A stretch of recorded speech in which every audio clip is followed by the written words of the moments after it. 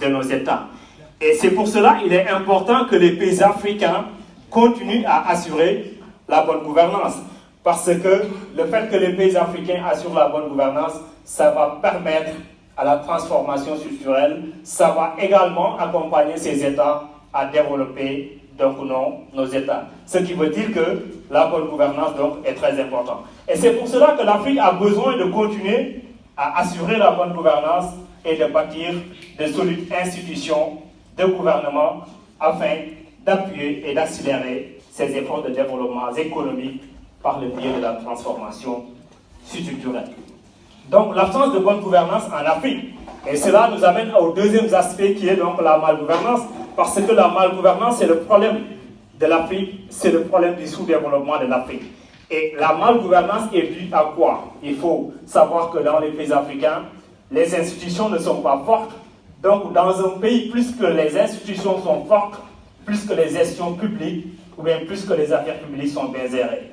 Et à l'image de la France, où la loi est appliquée à la rigueur, vous allez constater avec moi qu'il y a moins de corruption. Et bien dans nos États où les lois sont appliquées à la partialité, où il y a donc la loi n'est pas appliquée à la rigueur dans certaines mesures, donc là aussi la corruption devient importante. C'est pour cela que la faiblesse des institutions de gouvernement est l'un des principaux déterminants de la corruption.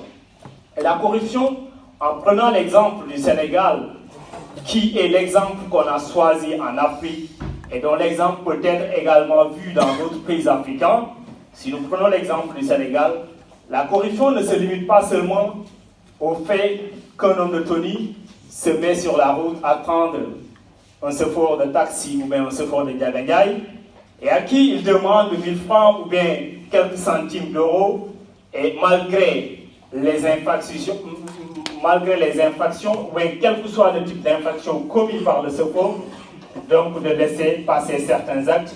Et ça, je pense que c'est dû au fait que les lois ne sont pas appliquées donc, à la rigueur.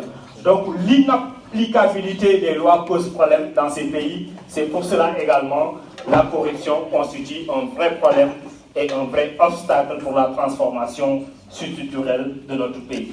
Et comme vous le constatez avec moi, la corruption se produit dans un système où le pouvoir des représentants du gouvernement n'est pas contrôlé. Donc si vous voyez l'exemple du Sénégal, les pouvoirs du gouvernement ou bien les pouvoirs des gens à qui on a confié la gestion de ce pays n'est pas du tout contrôlé. Et même s'ils sont contrôlés, c'est théorique, parce que vous allez constater avec moi que dans nos pays, par exemple, il y a des corps de contrôle qui sont établis un peu partout, mais malgré ces corps de contrôle, les gouvernements donc, font tout ce qu'ils veulent avec l'argent du contribuable sans pour autant rendre compte, et ce qui cause un véritable problème. Et pourquoi? Parce que les corps de contrôle sont attachés à la présidence et il revient au président de choisir ou bien de sélectionner qui suivre ou qui ne pas suivre.